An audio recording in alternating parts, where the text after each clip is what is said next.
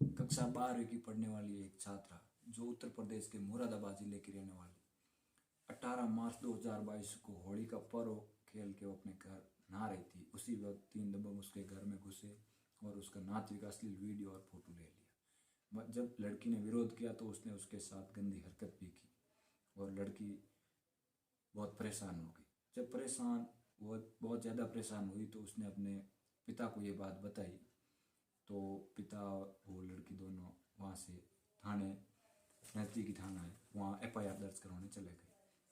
FIR दर्ज करवाने गए थाने में उपस्थित एक दरोगा जिसका नाम था ललित चौधरी, उसने उस घटना को पूरी तरह सुना जरूर था, लेकिन उसने एक शांति भंग का मुकदमा लगा के केस एफआईआर दर्ज कर ली। और एफआईआर दर्ज करने के बाद उसने इत्तेफाक की बात यह है कि उसने कोई कार्रवाई नहीं की और उसके तुरंत बाद कुछ ही दिनों में लड़की ने अपने जिंदगी को अंतिम रूप दे दिया और उसने आत्महत्या कर ली।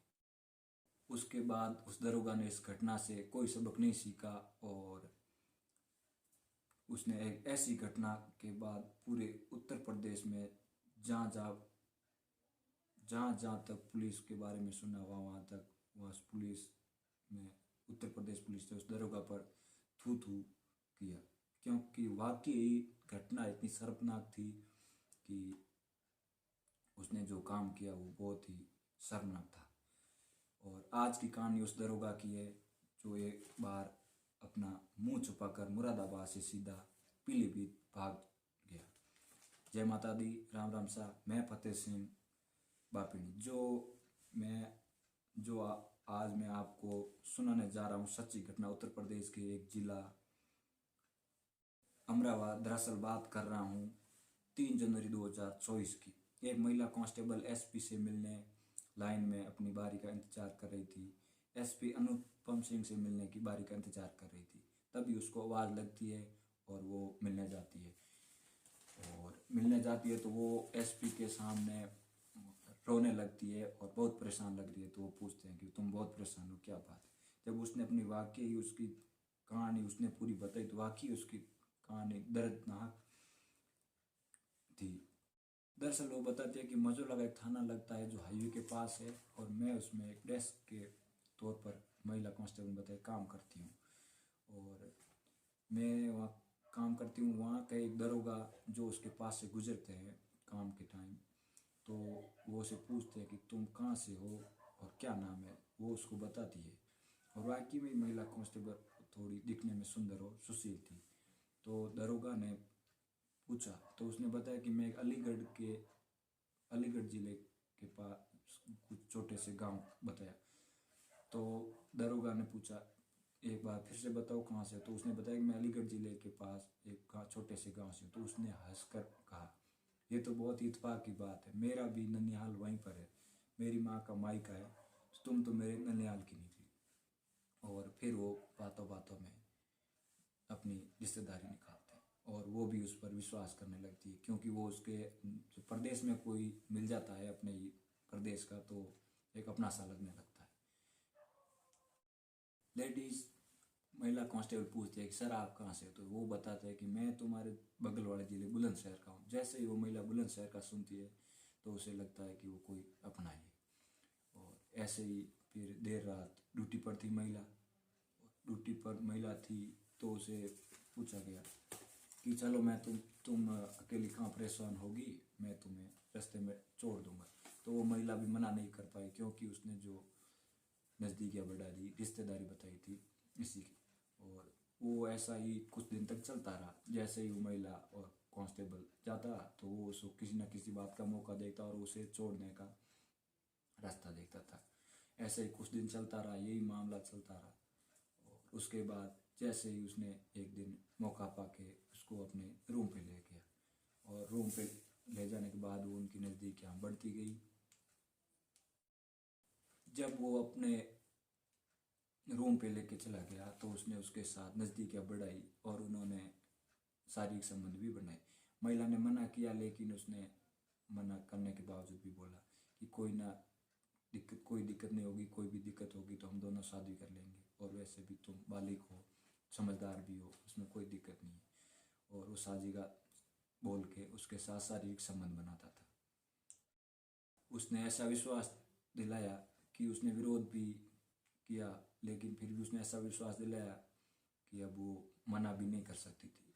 और ऐसे ही शारीरिक संबंध बनाते हुए महिला के एक दिन अचानक से पेट में दर्द होने लगा। पेट में दर्द होने लगा, उसने दलित चौधरी दरोगा को बताया कि मेरे पेट में दर्द हो रहा है। तो उन्होंने दोनों हॉस्पिटल जाके चेकअप करवाया, तो उसे पता चला कि महिला कांस्टेबल थी वो प्रेग्नेंट हो चुकी थी। प्रेग्नेंट हो चुकी तो उन्होंने बोला, तो दरोगा ने कहा कोई टेंशन वाली बात नहीं है, कोई दिक्कत नहीं है, तुम ऐसा करो। उसने ऐसी गोलियां ला के दे दी, दवाई दिलवा दी, जिससे उसके गर्भपात करवा दिया। और कुछ समय बीत गया, और कुछ समय बीतने के बाद दरोगा और महिला कांस्टेबल के बीच में फिर से नज़दीकियाँ बढ़ने लगी और उन्होंने शारीरिक संबंध बनाने शुरू कर दिए। और फिर एक बार महिला कांस्टेबल दोबारा से प्रेग्नेंट हुई, तो उन्होंने फिर से गोलियां दिलवाई, दवाई खिलवाई और उसका गर्भपात करवा दिया। और ऐसे ही सिलसिला चलता रहा। फिर बात आगे बढ़ी और दरोगा ने महिला कांस्टेबल के पास रहता था। इसी बीच एक और महिला कांस्टेबल का इसी बीच में दरोगा का फ़ोन महिला कांस्टेबल के एक दिन पास में रह जाता है और वो उसी फ़ोन पे एक लेडीज़ का फ़ोन आता है। जैसे ही वो फ़ोन उठाती है तो वो उससे पूछती है कि आप कौन, तो वो भी पूछती है कि आप ही कौन। ऐसे में फिर उसने बताया कि वो दरोगा की पत्नी है। तो महिला कांस्टेबल के पैरों तले से ज़मीन खिसक जाती है और वो बताती है कि महिला कांस्टेबल बताती है कि मैं उनके साथ लिविंग रिलेशन में रहती हूँ। ऐसे करके बात आगे बढ़ जाती है और वो महिला कुछ भी सुनने को तैयार नहीं थी। वो महिला ललित चौधरी की पत्नी थी। फिर वो दोनों महिलाएं अपनी अपनी जिंदगी से जुड़ी सच्चाइयाँ बताती है और वो महिला सुनने को लिए बिल्कुल भी तैयार नहीं होती है। और जब बात आगे बढ़ती है तो महिला कांस्टेबल दरोगा पर ऐतराज करती है और कहती है तुमने मेरे साथ अच्छा नहीं किया, मेरे शरीर के साथ खिलवाड़ की, बल्कि खिलवाड़ ही नहीं, मेरे को 2 बार प्रेग्नेंट भी किया और गर्भपात भी करवाया। चल उसके फिर दरोगा ने और महिला कांस्टेबल ने दरोगा को कहा चलो तुम अपनी ज़िंदगी में खुश रहो, मैं अपनी ज़िंदगी जी लूँ। ऐसे बोल के महिला कांस्टेबल कुछ दिनों के लिए छुट्टी पर अपने गांव अलीगढ़ के लिए रवाना हो गई। अलीगढ़ में उनके घर जाके उन्होंने अपने घर वालों को बताया कि वो उसकी सगाई करे। घर वालों ने जैसे गांव में किसी से रिश्तेदारी इधर उधर करके उन्होंने उसकी सगाई करा दी। और सगाई होने के कुछ दिन बाद जब महिला फिर वापस ड्यूटी पर लौटी, कुछ दिनों बाद जब सगाई के बाद महिला वापस ड्यूटी पे आती है तो वो दरोगा को पता चलता है सगाई के बाद। दरोगा उसे मिलने जाता है और दरोगा उसके साथ मारपीट करता है और कहता है कि तुमने मुझे पूछे बगैर सगाई कैसे कर ली। तब वो महिला कहती है तुम शादीशुदा हो, तुम अपनी ज़िंदगी, मुझे अपनी ज़िंदगी।